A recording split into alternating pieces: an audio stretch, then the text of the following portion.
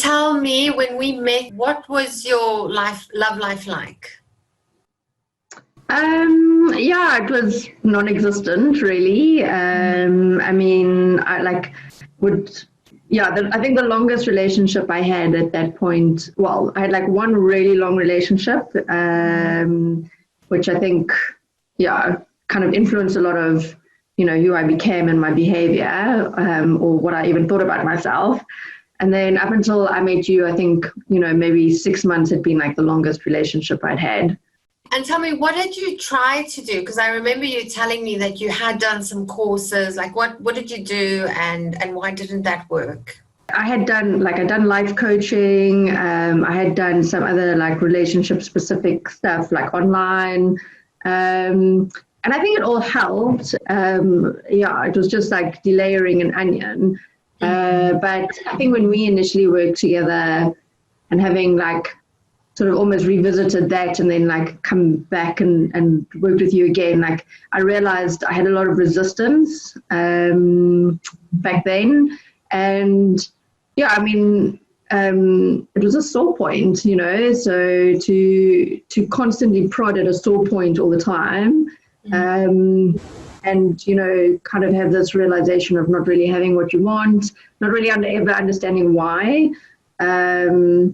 It was the challenge. It was hard. It was hard to, and I mean, I learned many things and delayed the onion, a good few times, but it's hard not to make that it's something wrong with you when you're not getting the result that you want. Yes. And it's hard to look at yourself from that angle, right?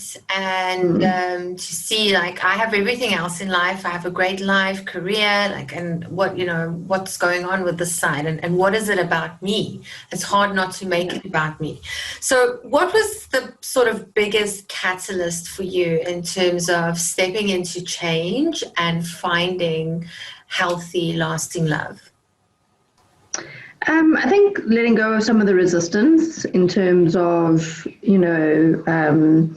what I thought, how I thought things should be, how I thought I should be, but also, potentially looking at, like, I think one of the benefits was having like some blind spots pointed out, like it's difficult to unravel potentially some things that's going on in your life when you don't really see them or understand them.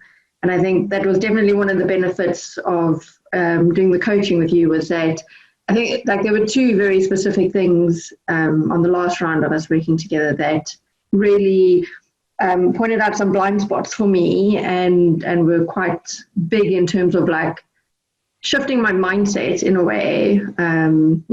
So you've also met someone, and we were just talking before this interview of how well it's going. I just want to know from you, what's different this time round? How is this relationship different to the other ones that you've experienced before doing the work?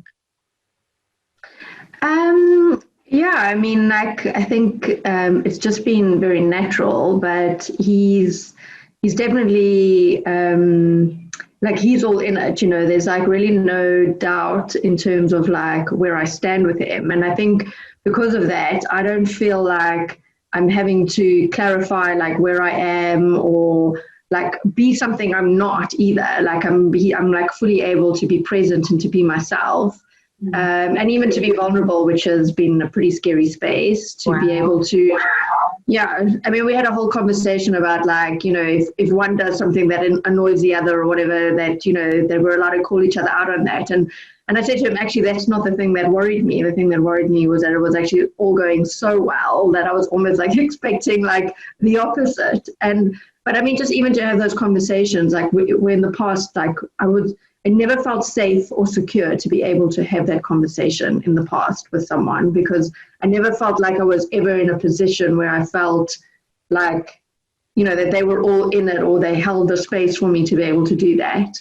And it's just been a wonderful surprise. And I think, it's always something that you strive for, but now that I have it, I realize that I'll never go back to, things don't work out here. I'll never go back to allowing myself to be treated that way. In actual fact, like if somebody is going to be half-hearted about something, I'm just going to move on. Yeah. Thanks so much for sharing your story. I appreciate you, and please stay in touch. I want to know when those wedding bells chime. Maybe it's this guy, maybe it's the next one, but I know that you're destined for it, as do you right now. Thanks, Bonita. And yeah, thanks for all your time and your effort and dedication, because yeah, that's I think you show up with a lot of dedication for everyone, and that's a real compliment to you as a coach. Thank you. Thanks.